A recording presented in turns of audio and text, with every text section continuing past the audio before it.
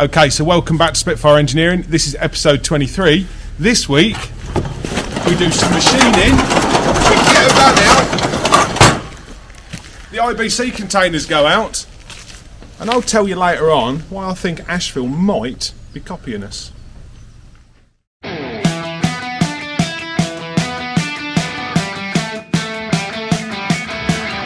And this week we start, we're going to get the new van out. So we've got all the racking to go in the back, we've got a tracker to go in there, we've got dash cams, beacons and all sorts. Let's have a look. So Lee's just fitting out the racking inside, standard racking we have in our vans. Draw units down the left hand side so you can have all your consumables and everything in there. And then we've got shelves on the right hand side which will have all the filters and other bits and bobs that we carry in these vans. Oil will probably go under the front at the bottom of the racking. Toolbox at the front, and then we'll have a beacon on the roof, slimline beacon on the roof. This van's got a rear step which is slightly different to the other one, so that's good. Then in the front we have a tracker in our vans, and there'll also be a dash cam at the front. Seat covers to go on. Try and keep the seats nice and clean. But yeah, that's the plan. Get it all kitted out today. We haven't got the beacons yet. We've got the beacons yet, Arch? Not yet. Not yet. Beacons and lights coming in. Beacons and lights coming in today. And then Lee's got a job out for Dave at D&J Projects tomorrow. Which I don't think I've told Lee about that.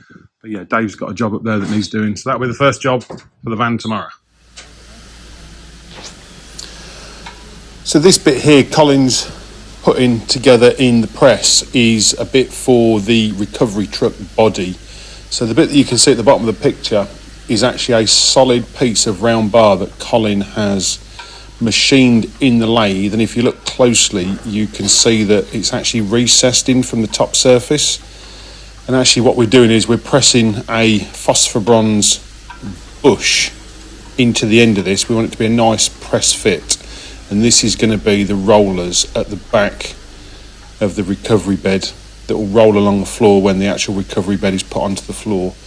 So what Colin does is he machines it all up, makes sure it's a nice press fit, but because it's phosphor bronze and it's a bit soft, it will just squash down a little bit. So what he'll do now is just pop it in the lathe and just open out the phosphor bronze bit so that the actual shaft fits inside.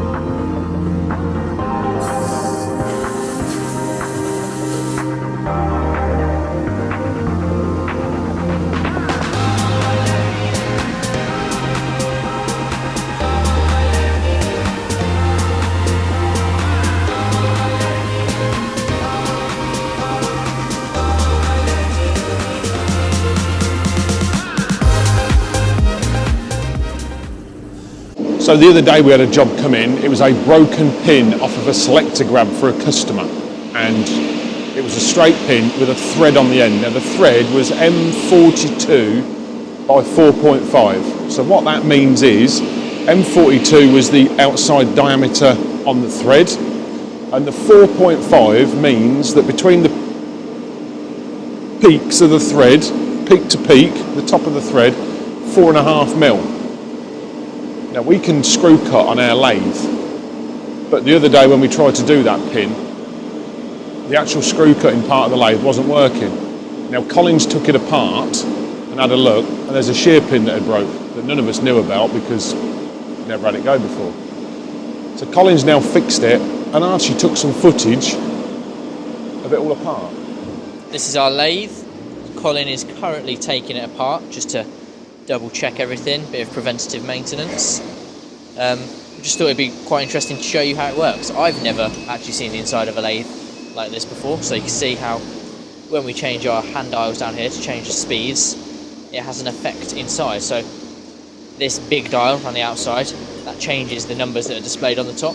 So you've got the 80, 108, 140, 190, and they correlate with their colours at the top there. So as you change that, this main unit in the middle here spins around and pushes these shafts forwards and backwards to engage different cogs on different shafts and make the speed change. And then our smaller dial here, this is a selector, so at the moment we're at 625. You can change it around to 350, a little bit dirty, no, not to worry, and then to 260, and then you can see this here.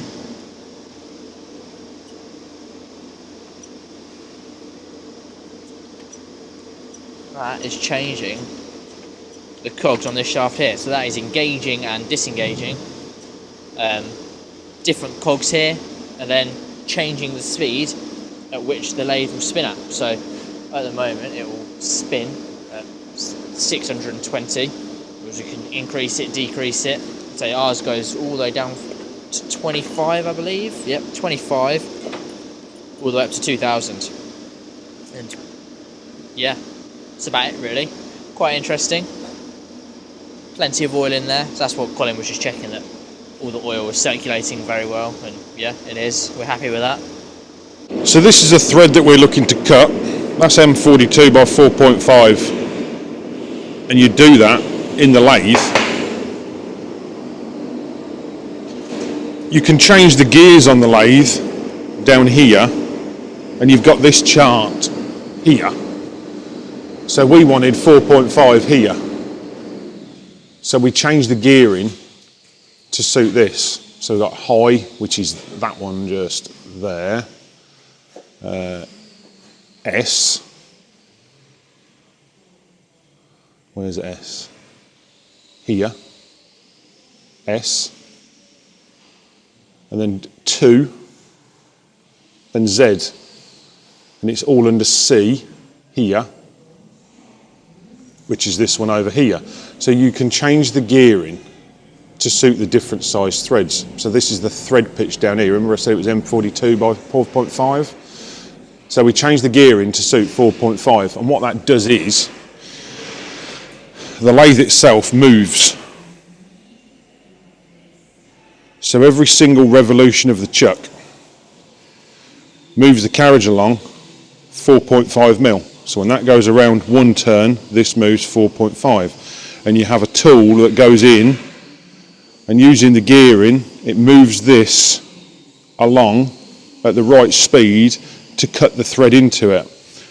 Now when you're screw cutting, you can't disengage the feed. So what you can do on this lathe, you can reverse it. So you would go in, do a cut, stop it, and then you would reverse it and it would back itself back out. And then you would feed in a bit more and cut again until you've got the right thread depth.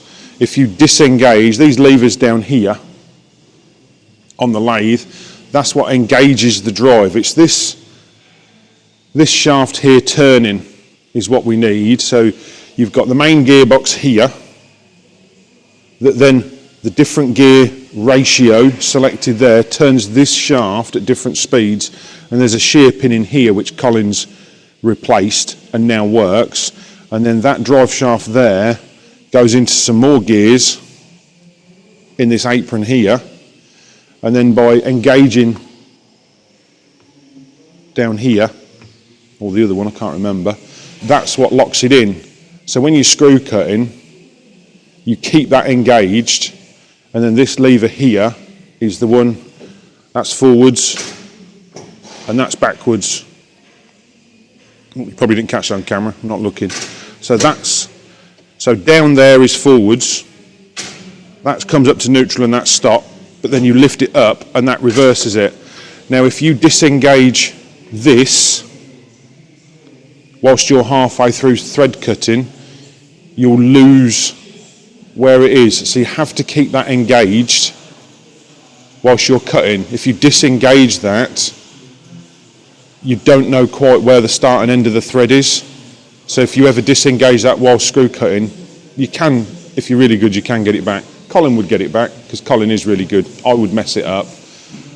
So you have to keep that engaged whilst you're screw cutting until you're finished, else you could end up with like a double thread on what you're doing. So in the main workshop, if you remember in last week's episode, I said that we were making some frames for some IBCs for a local customer. We've got 10 of these frames that they've asked us to build, and I think I mentioned it last week, I can't remember now. But we've got to get these load tested. They've got a guy coming in to do what's called a Lola test. I think I did cover this. So we've had some test weights made up to go in this. Dave at D&J has done some test weights for us. We've fabricated the boxes. He's filled them with concrete, which I'll show you in a minute. But these are the frames. All 10 are now made. We're putting name badges on them.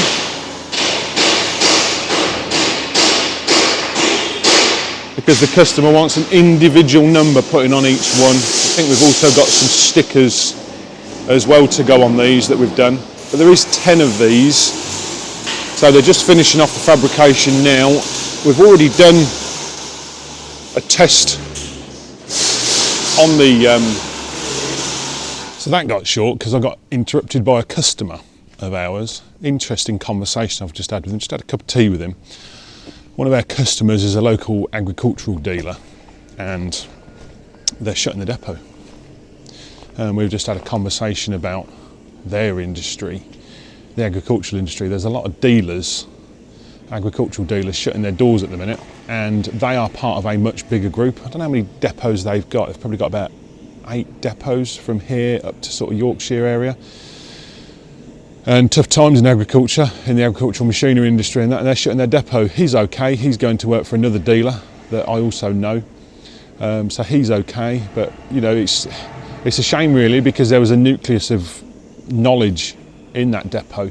They're all relatively young guys, all worked on that same product line for a number of time, and they're now being scattered to the 4 winds because the depot is shutting. So yeah, interesting times in that industry. Okay, let's just catch up where we were. We were looking at IBC frames. We've got some in the paint booth now, so let me just show you them in the paint booth. The ones that we saw a minute ago have now all been moved in here. Let me show you the test weights that Dave did for us. So this is the test weight that we did. Basically it's a steel box with some forklift pockets at the bottom. We've had 2 of these done and Dave's filled it full of concrete for us. And luckily Dave's got a weigh loader on his loader so he can tell us what these weigh. And one was 780 kilos, one was 790 kilos. So we'll get these badged up with the weights on. I think Dave has wrote on it somewhere what weight is which. So we'll get it badged up so we know what the weight is, so we can probably use it in the future for other things. But what we've got to do with these frames, as I've said before, and that is put a load test in them. So we have already put them in the test in the frames, as we showed you a minute ago. And what you have to do, whatever the weight of the lifting frame is going to be, and they're 1.2 because we've got 1,000 litres of water going in there. The actual cage around the IBC I think is 60 kilos, and then we've got about 140 kilos in the frame, so we've got 1,200 kilos in total, which means that we have to do a test weight on that of 1,500 kilos. So with those at just under 800 kilos, we're actually over the 1,500 kilos. So we're over what we need to do, the test weights. And we've already done a lift as a test on one of them and it held up fine. So we're fairly confident that we've got these, the design of these right, structurally strong enough. So we're going to get these painted now, and then the Lola man's coming in on Monday, I think. He's going to come in, he will test each of them individually, and he'll put his own mark on it to say that they've been tested, do a certificate for it and all that sort of stuff, so they can go out next Wednesday. This week and last week just seems to be a week full of expenses. The other week somebody backed into the hand plasma with a forklift. Just found out how much that's going to cost to put right. That's 276 quid. We've had all the bits and bobs delivered for the new van, just the beacons, lights, bits and bobs like that, that's another 1,200 quid. The tools to go inside, that's another 800 quid. Cost of the van. Racking in the back, what was that? That was £3,000 in the back. And then something else has gone wrong, that's another few hundred quid. It's just every day you come in here, just seems to be a bill for a few hundred quid. We've gone from having 50 quid bills to hundreds of pounds bills, or even thousands of pounds bills at the minute. Just seems to be never ending, and this seems to happen in cycles. It all seems to come together, and you just have to suck it up, keep paying, and then it gets better.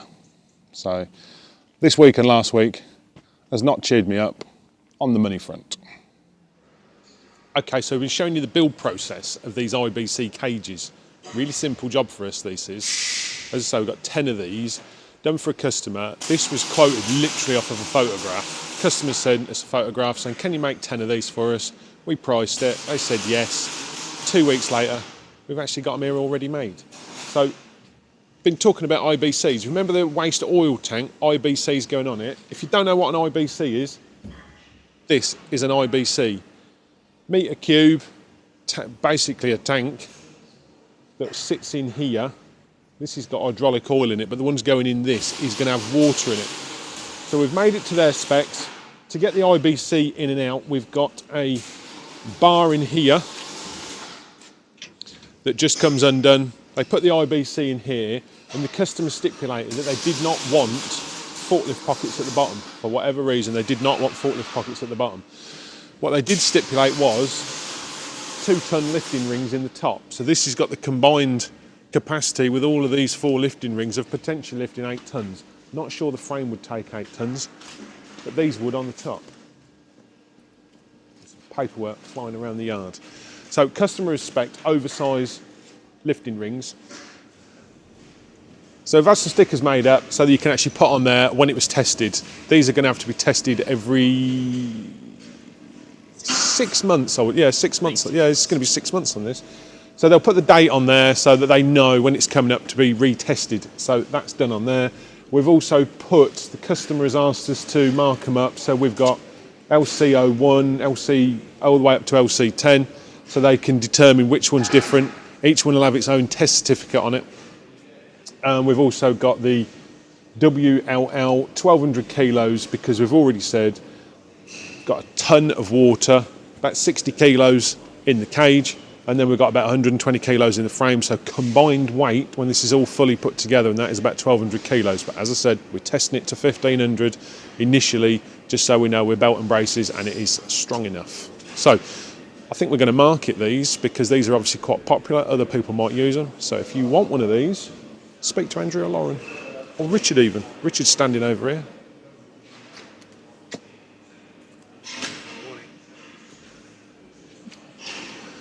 Let's see what else they're getting on within the workshop. So we're getting towards the end of the build process of the recovery truck body. It's It's been put down for a few weeks because we're waiting for paint, and we've just got a few bits and bobs to finish off on that. But one of the jobs that we've got to do in preparation for the paint is some shot blasting.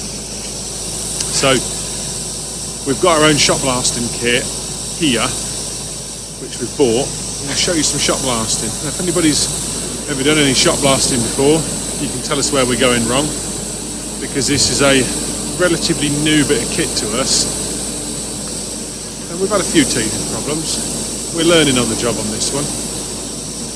We thought we'd got it right, and then it was playing up. Lots of air was coming out with no shot, but we think we've got it dialed in now, sorted it out. So let me just show you what it means. So we've got a road compressor to power it, because our compressor has not got the capacity to run it. So we have a road compressor bringing air up this yellow pipe. Shouldn't be that. Get rid of that. Goes through a water trap filter, and then it goes into this valve, and the air then goes through and down some pipe work. The shot gets put in the top. You can see the shot. This is the shot. Like little bits of grit. And what it does, from what we can work out, the air goes in, air goes into this tank here,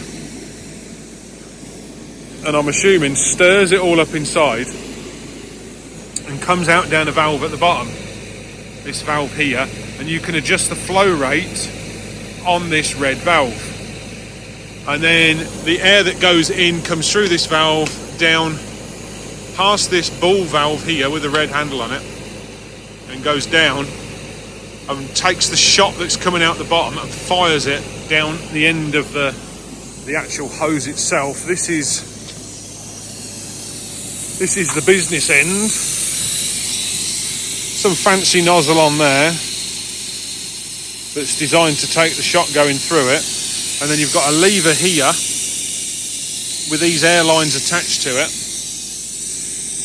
and those air lines go back to here and operate this valve in here. So when we squeeze the trigger that end, it shuttles the valve in here and puts the air through to go into the tank, into the bottom. That's how I understand it works. I'm sure somebody will put me right if I am wrong, but we use this for prepping rusty, scaly pieces of metal ready for paint, or just prepping it. So as you can see on here, we've got some scaly rust on here that Archie is just going to blast, and what it does, it forces that grit at high speed through the air hose and basically hammers against the material to get all the rusty scaly bits off. So let's let Archie have a go and we'll see what it looks like.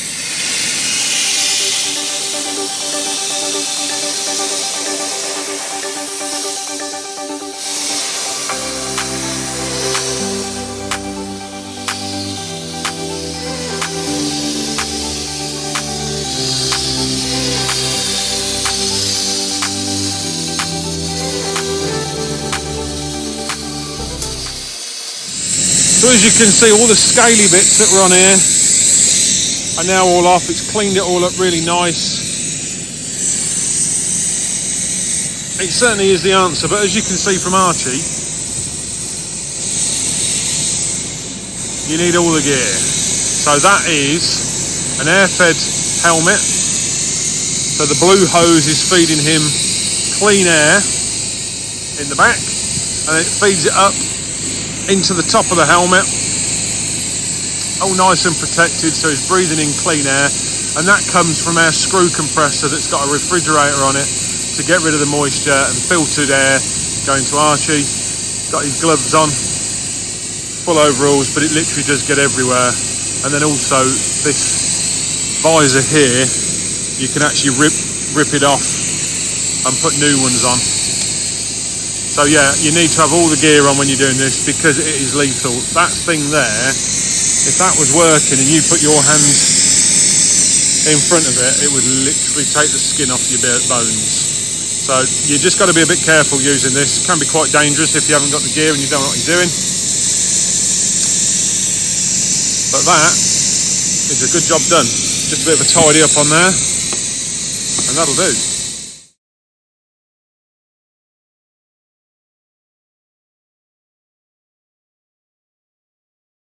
Okay, a few weeks ago I said we would do a questions and answer session. Now's the time we're going to do the question and answer session. So we've had some questions from some of our subscribers. First question is from Andrew Fell 8332. He has asked, when we're designing equipment, can we say where the centre of gravity is? The answer to that is yes, we can. On SolidWorks, if we tell the computer what material we're using, it will tell us where the centre of gravity is. And what that will do is, on the model, it will put a ball in the middle where the centre of gravity is, and we can determine the dimensions from there for different slings and lifting points. It's not an exact science, because sometimes things like motors and gearboxes, they come in from our suppliers as a CAD model, but they're a solid, so they may appear in our CAD model a bit heavier than they are in reality. So yes, we can do centre of gravity, and if it's just a simple frame and we can determine all of the material in it, yes, it is accurate. But there are a few unknowns and anomalies, belts, gearboxes, bought-in components like that. We can't always guarantee the weight or the density, so it's not 100% accurate, but yes, we can do it. Next question is from Kevin Bohr. I think I've pronounced that right. Is probably the most common question I get asked. I probably get asked this question most weeks. I get asked this question, and that is, where did the name Spitfire Engineering come from? Okay, a few years back, this is our main workshop here. Archie, if you could just pan the camera around, show the workshop. We used to have the far end of that workshop, and somebody else used to have this end of the workshop. And between us, we were going to make some conveyors for a customer, and we were talking about a specific brand for that particular range of conveyors. And I can't remember who come up with it, but it was actually going to be called Spitfire Industries. We made some conveyors, nothing ever really come of it after that. The customer had the first initial lot, and they never had any more after that. But then not long after that, we needed a change in company name, which more encompassed everything we were doing as an engineering company. And the Spitfire Industries bit stuck in my mind, so when it come to changing the company name, I thought Spitfire Engineering. So we looked up on Companies House. Spitfire Engineering was already taken by somebody that does online vintage or classic car parts, so that's why it's Spitfire Engineering Services, because we were different. I think if you go on Google, there is a bad review for the other company, and we have maybe 1 or 2 phone calls a month of people trying to buy car parts, so we do get a little bit mixed up with a Spitfire Engineering, but that's where Spitfire Engineering Services come from. It was a spin-off from a conversation years ago, needed to change the company name, and that stuck. And people seem to like it. British Engineering, Spitfires, British Engineering, people seem to associate it with that. It's served us quite well over the years, so that's where it come from. Another question from the same subscriber was, when we're buying in materials, do we buy in specific size materials for the jobs? Now, our old plasma cutter used to use the 2.5 metre by 1250 sheets, which is the old 84 sort of size. So a lot of our designs were designed around that. Our screen box on our E21s is just over 2 metres long, so that fitted on a 2.5 metre long sheet. Some of our conveyor sections were 2.5 metres long, as if we were doing a longer conveyor, because that was the biggest sheet that we could get on the plasma bed at the time. Now, when we changed from that size up to our current plasma cutter, which is 3 metres by 1.5, I thought it would open up a world of possibilities for us to go and do bigger stuff. And yes, it has, but not as much as I thought it would, because we'd still got our existing products that were already designed and built using the old 2.5 metre sheet. I would imagine that 70-80% of the material we cut on there, Archie's behind the camera, by the way, 70-80% of what we cut is still on the old 2.5, the 1.25 probably sheet. Yeah, I'd say about 80%. Yeah, so it's not actually transitioned across to the bigger material as I thought it would. But then if we're doing punch plates on trommels, which is probably an answer to the question really, in that some punch plates on our trommels suit a 2B1 sheet size, so we will buy in 2B1 sheet sizes so we don't have a lot of waste. I mean, scrap bins up there, I can tell you now that every month that gets emptied and the value we get back off of that ranges. I think we had last month's invoice come in yesterday. That was about 500 quid, but that does get emptied roughly every month, and we've had up to about 1400 quid worth of scrap in there. So we do have what I feel is a lot of waste, and we have looked at it, and we do probably hoard far too many offcuts. But because what we do isn't a production runs, it is all bespoke and one-offs. As it comes in, we buy the standard sheet sizes, and we accept that there is a degree of offcuts and wastage. So in answer to your question, yes, sometimes we do buy material specific to the job, so there's not as much wastage, but we accept as a business that some of it we can't avoid. We do carry a lot of offcuts of stock for that reason. Probably, as I say, probably too many. There's a lot of it in there, but I just can't bring myself to start throwing decent sized bits of steel away. Rolling. Okay, this question, I've got 3 questions here. Now I do know this subscriber. This is my semi-retired friend from the southwest, Gus Glazebrook, 5322. Okay, so his question is, when we use part of a sheet, does the computer store the offcut? The answer to that is, well, me and Archie have been talking about it. He doesn't think it does, but I think it doesn't. He thinks it doesn't. I think it does. I think what you can do on this, and it's something that we've never used, I'll explain why in a minute. So if you're cutting a full sheet and you only use part of it, because you've told it it is a full sheet and the full dimensions, it will remember, I think it does, it will remember the offcut. So if you've got a full sheet on here and you only cut parts out of this here, it will remember the long L shape that is left, and it will create a number. So in theory, you could write on that sheet a number, put that sheet back on at a later date, put that number in, it would find the offcut, and it would then do your new program based on what's left. Now, we never do that, which is why there's a conversation between me and Archie to see whether it does or it doesn't. I think it does, but Archie's never used it, which makes him think it doesn't. Now, on the old machine, when we had a swift cut, you definitely couldn't. You had to put your offcut on, remeasure it, and re-put the dimensions in and start from scratch. But you could only do offcuts that were rectangular. So if you'd got an L shape, like I say on here, it wouldn't. You'd have to break that up into one rectangle over there, do one program over there, and then you do a new program with what's left of the sheet here, where this remembers offcuts of an obscure shape, so that you can then do your new program and it will fill the entire shape that's left. Now we never do that because probably historically we never had that function, so you just keep doing what you've always done, and just take the sheets off. We would also end up, because we've got so many offcuts, I mean this is one of our offcut racks over here with the different sizes. We've also got offcuts standing over here at the end. There's offcuts at the end of the main sheet rack, so we've literally got probably 200 or 300 offcuts here. So for us to be able to find that number of that specific offcut isn't that easy. If we'd only got a few bits and pieces of different sizes about, then yes, we probably would. But because we've got so many offcuts, we just spend so much time trying to find that specific size. It's just as easy just to go through, find an offcut that works, stick it on, re-put the dimensions in, and away you go. So in answer to your question, yes, the machine does store the offcuts, but no, we don't use it, and that's the reason why. Okay, the next question that Gus has got. Why don't we start cutting from the edge of the sheet? Why do we start inside the edge of the sheet? Because it will create waste. You're right, it does. When we first went from cutting stuff out with the gas torch or the hand plasma, you would always use the edge of the sheet to start from, and the edge of the sheet would create the part that you were using. This, when you draw things like this, it wants to draw a complete shape, and then it wants to put that complete shape inside its known parameters of the sheet that you've got.